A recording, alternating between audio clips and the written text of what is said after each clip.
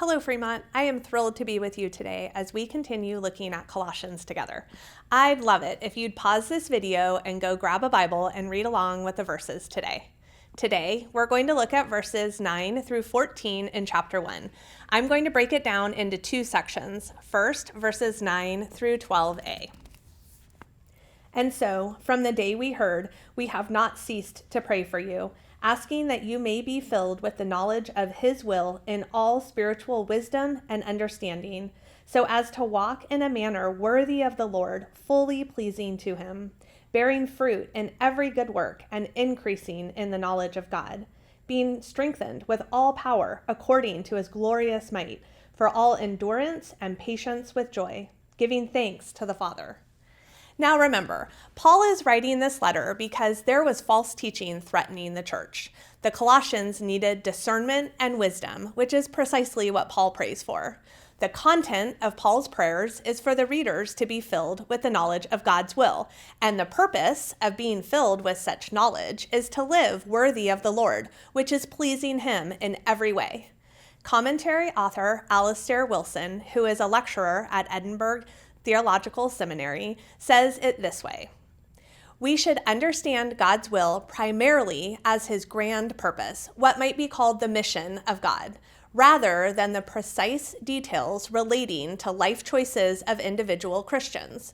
Knowledge of this will must be a matter of all wisdom and spiritual understanding, rather than simply intellectual knowledge. Spiritual understanding, rather than intellectual knowledge, only leads to transformed lives, which are pleasing to the Lord. In verses 10 and 11, Paul lays out 4 ways believers can do this. The first 2 are bearing fruit in every good work and increasing in the knowledge of God. Paul is connecting life and knowledge here, while also using the same phrase he used in verse 6, bearing fruit and growing, only this time in relation to the believer. While in verse 6, the gospel was bearing fruit and increasing, now it is the Colossians who are bearing fruit in every good work. When there is true knowledge of God, it will inevitably be accompanied by good works that come from this knowledge. Number 3 is being strengthened with all power. Paul prays for God's power to strengthen the Colossians, since God, according to His glorious might, has all the resources that they need. We're not talking about strengthening like bigger muscles, but rather strengthening to maintain endurance and patience as they experience trials. Paul is reminding the Colossians that God will fill them with everything they need to know and do God's will. Number 4, giving thanks joyfully.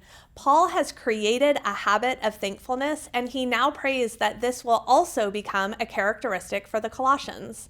A life that requires endurance and patience is no reason not to exude joy and thankfulness. We can have trials and also have joy.